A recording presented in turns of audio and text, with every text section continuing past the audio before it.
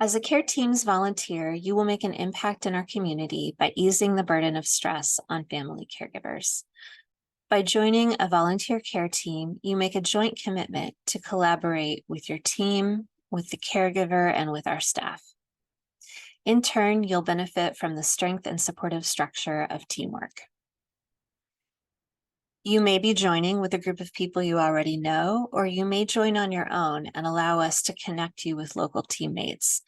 Regardless, each individual on your team will complete volunteer training and qualification requirements to become eligible to serve.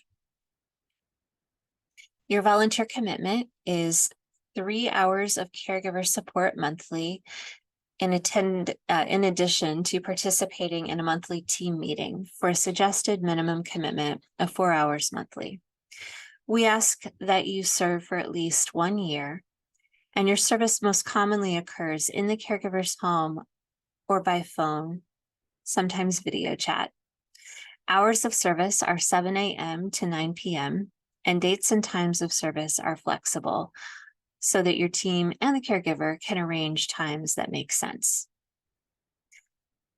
As a team, you'll work together to build a respectful relationship with your care participants, respecting their home and privacy, supporting their goals, and being honest about what you can and can't commit to. You'll collaborate with your team and our staff to identify services that your team can offer. You'll also work together as a partner with your caregiver to determine those things. And you'll work together to solve problems with your team to share the load. Each volunteer will report volunteer hours and feedback using your volunteer portal at myimpactpage.com. You report hours under the logging tab that appears once you're assigned.